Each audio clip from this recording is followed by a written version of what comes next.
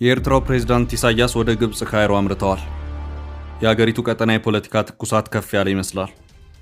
የኢሳያስ የዛሬው የካይሮ ጉዞ ሰሞኑን ጠቅላይ ሚኒስትር አብይ አህመድ አሰብንና የባህር በርን በተመለከተ በፓርላማ ጠንከር ያለ ንግግር ባደረጉ በቀናት ልዩነት ሆኖ ታይቷል።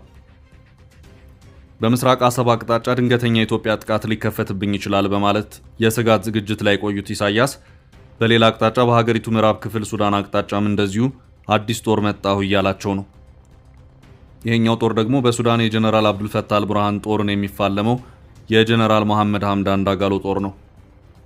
ፕሬዝዳንት ኢሳያስ ጀነራል አልቡርሃንን በመደገፍ ሰፊ ወታደራዊ ድጋፍ ሲሰጡ የቆዩ ሲሆን አሁን ደግሞ ከሰሞኑ በሰሜን ዳርፉር አቅጣጫ ድል የቀናው የጀነራል ዳጋሎ ጦር በዚሁ የድል መንፈስ ወደ ማዕከላዊና ሱዳን ኤርትራ ድንበር ድረስ በመዝለቅ ፖርት ሱዳንን ሳይቀር እቆጣጠራለሁ እያለ ይገኛል። ሁኔታው አስመራም ብቻ ሳይሆን ካይሮንም ጭምር አስደንግጧል። ካይሮም አስመራም የጀነራል ዳጋሎ ጠላትና የጀነራል አልቡርሃን ደጋፊ ናቸው። በሁኔታው ክፉኛ የደነገጠችው ግብጽ የሱዳኑን የውጭ ጉዳይ ሚኒስትር ካይሮ ድረስ በመጥራት ምን ጉድ መጣ ብላለች። በበነጋታው ማለትም በዛሬው ዕለት ደግሞ ፕሬዝዳንት ኢሳያስ ማለድ ብሎ ጉዞአቸውን ወደ ካይሮ አድርገዋል። በምስራቅ አቅጣጫ በአሰብ መስመር ኢትዮጵያ መጣሁ ቀረው እያለች ነው በሚለው ስጋት ውስጥ ያሉት ኢሳያስ አሁን ደግሞ በምዕራብ የኤርትራ አቅጣጫ ባለ የሱዳን ክፍል የጀነራል መሐመድ ሐምዳን ዳጋሎ ጦር እየገሰገስኩ ነው ብሏል። ኢሳያስ መሃል ላይ የተፈጠረው ሁኔታ ግራ የገባቸው ይመስላል። እናም ማለድ ብለው ፕሬዝዳንት አብዱልፈታህ አልሲሲን ለማግኘት ጉዞ ወደ ካይሮ ብለዋል። በዚያም ለ5 ቀናት ቆያለሁ ብለዋል።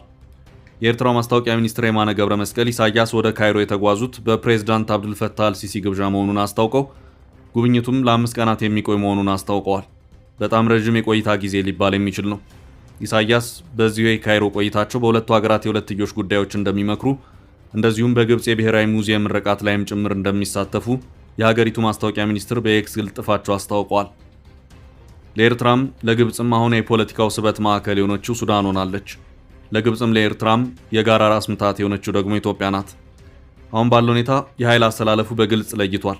በሱዳን የእርስ በእርስ ጦርነት ውስጥ እየተፋለሙ ያሉትን ሁለት ጀነራሎች ማን የትኛውን አካል ይደግፋል የሚለው ጉዳይ ግልጽ ሆኗል። ኤርትራ በኢትዮጵያ ጉዳይ ጣልቃ እየገባች ነው የሚለው ክስ ሳያበቃ በሱዳን የውስጥ ጉዳይ እየዋኘች ትገኛለች። የዋና አስተማሪዋ ግብጽ ሆናለች።